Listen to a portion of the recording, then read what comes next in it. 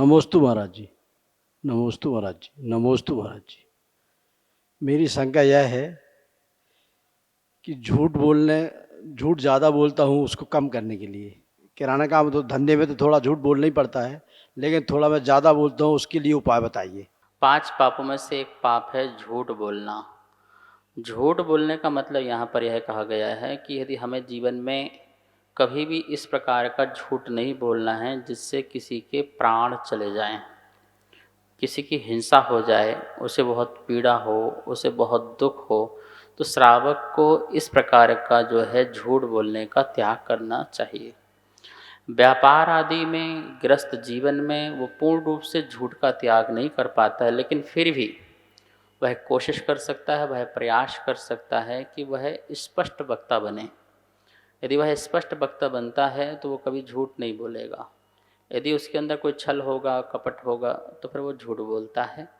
तो व्यापार की दृष्टि में यदि आपको झूठ बोलना पड़ता है तो उसके लिए आलोचना पाठ होता है कि हम सुबह शाम बैठ कर के अपनी आत्मालोचना करते हैं कि हे प्रभु, ये भी मुझसे कब छूटेगा। लेकिन आपके मन में हमेशा ये रहना चाहिए कि मेरे झूठ से कोई परेशान ना हो, कोई दुखी ना हो, कोई जो है ऐसा ना हो जाए कि अति दुखी होकर के अपनी आत्महत्या भी कर ले। और ऐसा कुछ लोग कर लेते हैं, जैसे कि अप्रैल फूल आदि मनाते हैं लोग, तो उस समय क्या करते हैं, ऐसा झूठ बोल देते हैं, किसी को अटैक भी पड़ जाता है, कुछ भी हो सकता है। तो ऐसा कार्य बिल्कुल भी नहीं करना है। फिर भी प्रयास करें, यदि आप व्यापार में एक रेट रखते हैं तो झूठ नहीं बोलना पड़ेगा। अपने वस्तुओं का यदि एक रेट बना लेंगे कि इसी रेट में मिलता है, अब तुमको लेना हो तो लो, नहीं लेना हो तो नहीं लो। 100 का काम होता है, 50 का होगा, लेकिन तुम उससे भी बच जाओगे। सामने वाले के प्रति विश्वास प्रकट होता है। जिस दुकानों में रेट स्पष्ट होते हैं वहाँ भीड़ लगी रहती है कि सामने वाला जेन्युइन है, कोई गलत नहीं कमाएगा और सही चीज़ देगा और सही रेट पर देगा, तो उसका व्यापार बढ़ता है, कभी घटता नहीं है। तो हमें फिर यदि हम इस प्रकार से रखते हैं व्यवस्था, तो हम झूठ से बिल्कुल बच सकते हैं। गुरुवार के चरणों में 3 बार नमोस्तु करते हुए मैं राष्ट्रीय कवित्री सरिता सिंघई कोहिनूर एक अपने मन की शंका लिए हूँ। गुरुदेव, मुझे ये बताइए कि सम शब्द का अर्थ होता है समान, और एक जैनिज्म में शब्द आता है सम्यक दर्शन, सम्यक ज्ञान, सम्यक चारित्र। यहाँ का सम और संसार की समस्त वस्तु सम, एक ही दृष्टि से सभी चीज़ों को देखना, इसमें भेद है या एक ही है? सरिता कोहनूर कवित्री जी आई हुई हैं बालाघाट से। सम दृष्टि और सम्यक दृष्टि, ये दोनों शब्द यदि हम जब दृष्टि का उपयोग करते हैं तो यहाँ पर आचार्य भगवान श्रद्धा लेते हैं कि हमारी जो श्रद्धा है वो समीचीन हो, यथार्थ हो, सत्य हो। अलग अलग प्रसंगों में शब्दों का अलग अलग अर्थ बदल जाता है।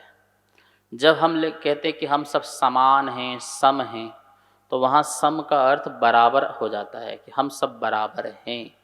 कोई जीव जो है न जैन है न अजैन है, सब जीव हैं, जीव मात्र हैं, तो वहाँ पे समान अर्थ हो जाता है।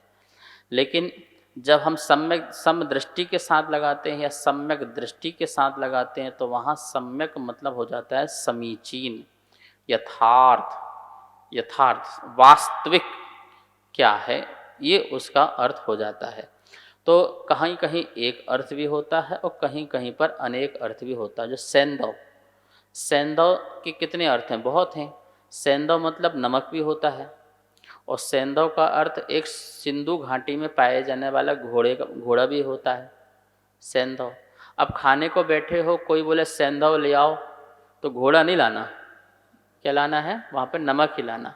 अब यात्रा करना है और बोले कि सेंधव ले आओ, तो क्या लाना है? घोड़ा ही लाना है, वहाँ पर नमक। तो प्रसंग देखना है कि किस प्रसंग में किस शब्द का क्या अर्थ लगाना है, तो उसी अर्थ का अर्थ अलग अलग प्रसंगों में परिवर्तन हो जाया करता है। नमोस्तु गुरुदेव। गुरुदेव, मैं एक मुक्तक बोलना चाहूँगी आपके चरणों में। नमोस्तु गुरुदेव।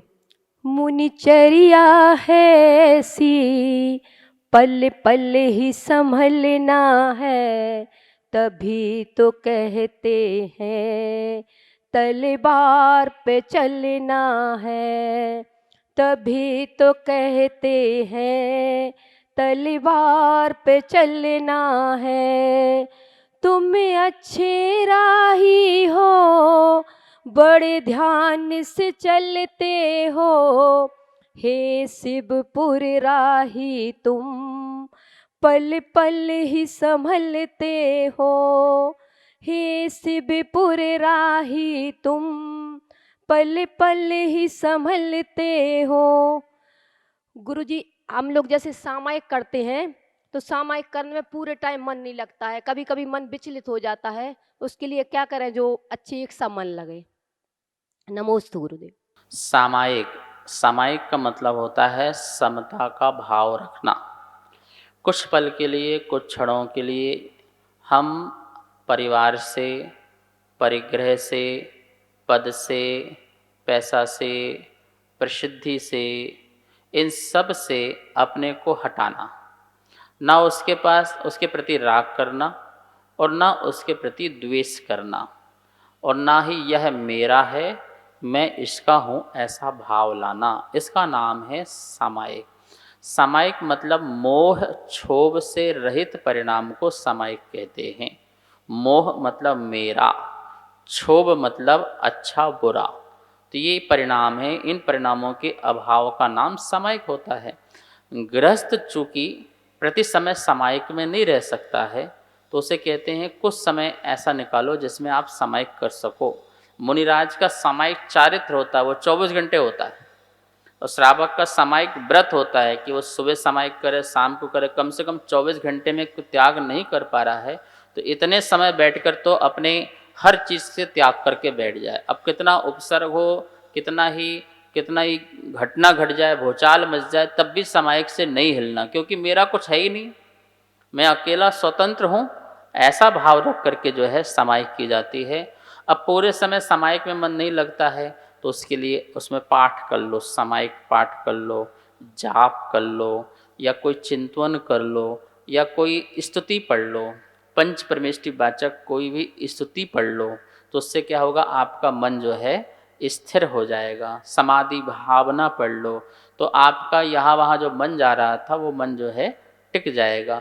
जब मन टिकने लग जाए तो फिर आत्मचिंतन कर लो, मैं कौन हूँ, मैं क्या हूँ, मेरा क्या स्वरूप है, उसको प्राप्त करने के क्या उपाय हैं, मैंने अब तक क्या किया है, आगे मुझे क्या करना चाहिए, कैसे मेरा आत्म कल्याण हो, कैसे मैं परिग्रह परिवार से मुक्त होकर के स्वतंत्र एक जीव बन सकूँ, ऐसा अपना चिंतन कर लो तो अपना मन क्या हो जाएगा, एक स्थान पर फिर टिकने लगेगा, फिर आपकी सच्ची समाई हो जाएगी। इस कार्यक्रम के पुण्यार्चक थे